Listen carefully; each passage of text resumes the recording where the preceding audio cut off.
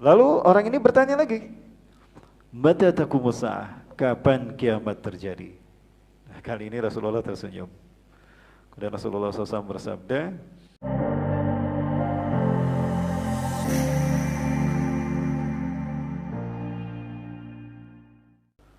nah, kemudian bertanya, ya Rasulullah, akhbirni anil iman.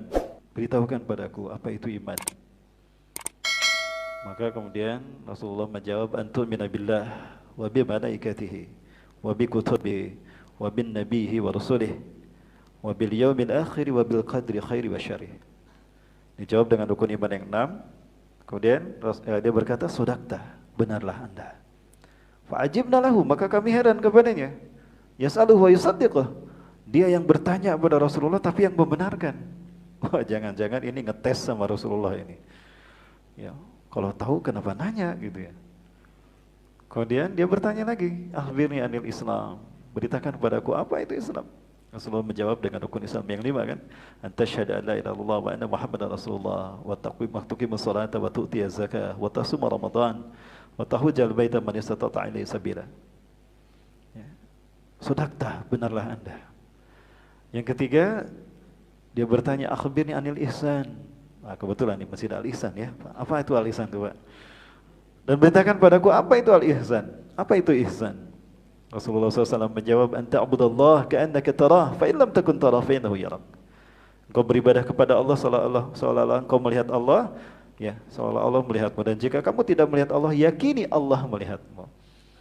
Ya, ihsan itu adalah cerminan efek dari iman dan Islam seseorang. Ketika seseorang mantap imannya lalu diwujudkan dengan komitmennya dalam beribadah, maka ihsan itu lahir dengan sendirinya. Ya. Baik. Lalu orang ini bertanya lagi, mata taqumus saah, kapan kiamat terjadi? Nah, kali ini Rasulullah tersenyum. Kemudian Rasulullah SAW bersabda, mal mas'ulu bi'alama minas sa'il. Yang ditanya tidak lebih tahu dari yang bertanya. Artinya kita sama-sama nggak tahu, Mas Bro, kapan kiamat terjadi. Tidak ada, siapapun makhluk tidak ada yang tahu. Rasulullah SAW sekalipun seorang Nabi dan Rasul yang paling dekat dengan Allah, beliau memang menyebutkan kiamat akan terjadi di hari Jumat, di waktu pagi. Ya, cuma kita tidak tahu Jumat kapan, Pak. Alhamdulillah, kemarin Jumat sudah kelewat. Sekarang hari Sabtu kan? Oh, berarti bukan hari Jumat kemarin. Ya. Jadi tidak ada yang tahu kiamat kapan terjadi. Nah, kemudian dia bertanya lagi, akhbirni an asyratiha, kalau begitu beritahukan padaku tanda-tandanya. Nah, maka Rasulullah SAW menjawab, yang pertama tanda-tandanya adalah antalidal ammatu rabbataha.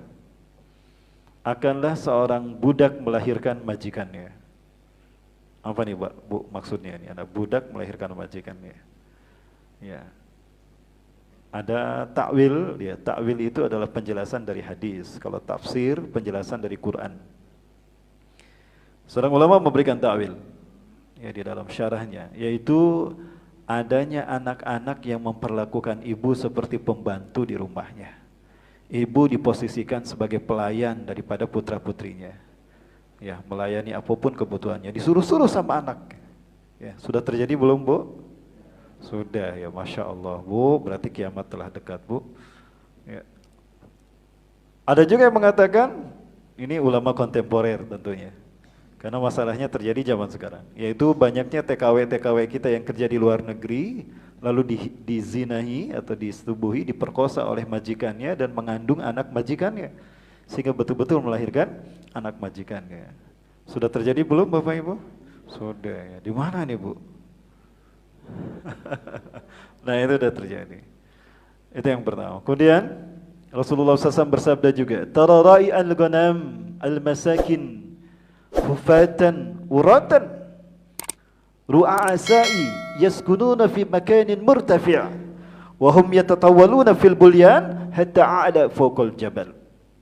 Engkau akan menyaksikan para orang-orang yang miskin, penggembala kambing di tanah Arab ini. Para penggembala kambing di tanah Arab, miskin mereka, tanpa alas kaki, telanjang dada, akan tinggal di gedung-gedung bertingkat. Mereka berlomba-lomba mendirikan bangunan sehingga tinggi mengalahkan tingginya gunung. Kita lihat Arab Saudi sekarang. Negara Arab dulunya mereka adalah penggembala kambing, miskin mereka. tanpa alas kaki ya dulu, kemudian juga telanjang dada. Sekarang Bapak Ibu, wah luar biasa. Sudah terjadi belum? Sudah terjadi. Bapak Ibu rahmati Allah. Itulah tanda kiamat yang Rasulullah sebutkan dalam hadis tadi.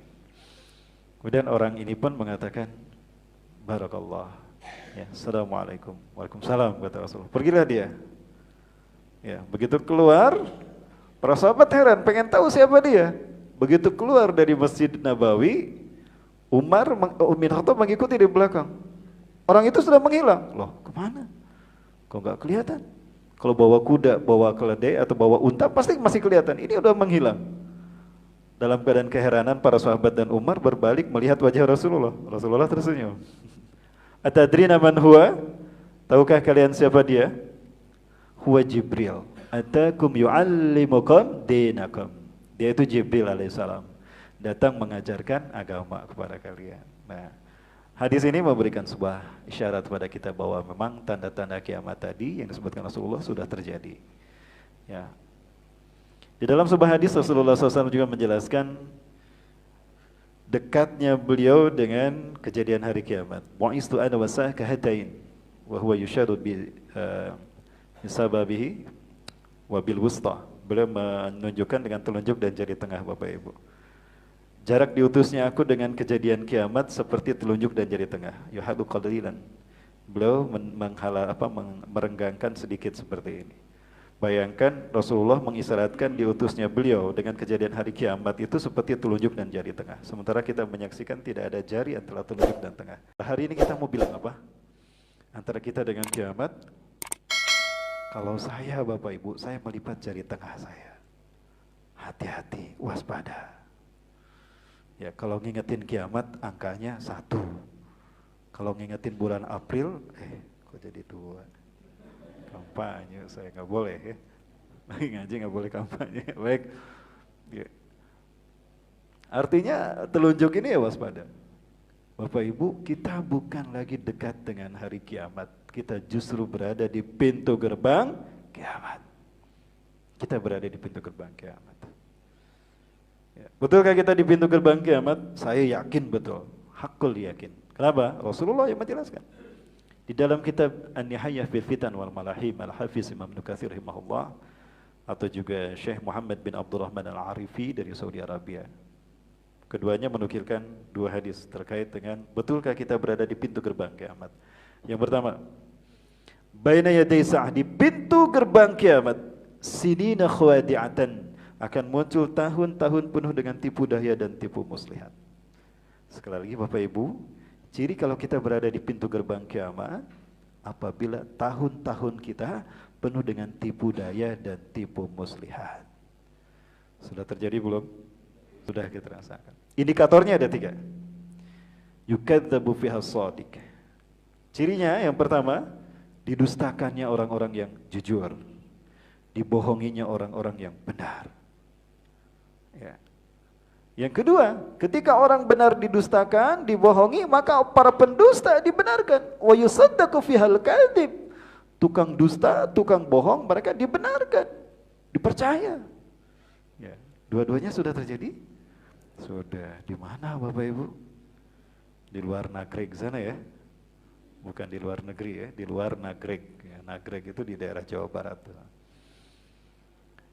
Maka yang ketiga, ketika orang yang benar dan jujur didustakan, dibohongi, ketika para pendusta membohong, dipercaya, otomatis yang ketiga pun terjadi. Wa yu'tamanu fihal kha'in. Ayah, syukran Allah. Barafikum baiklah. Makasih. Ya. Yang ketiga, dipercayanya para pengkhianat, pengkhianat satu kaum, pengkhianat satu negeri diangkat menjadi pemimpin, diangkat menjadi penguasa, diangkat menjadi pejabat. Sebentar nih, kalau saya tanya nomor 3, yang ketiga ini sudah terjadi belum? Yakin Bu? Di mana Bu? Di luar Nagreg. Masya Allah, 3-tiganya sudah terjadi berarti ya? Orang yang jujur dia didustakan sudah terjadi, para pembohong dibenarkan sudah terjadi, para pengkhianat bangsa dan kaum diangkat menjadi pejabat dan penguasa sudah terjadi. berarti kita betul berada di pintu gerbang kiamat.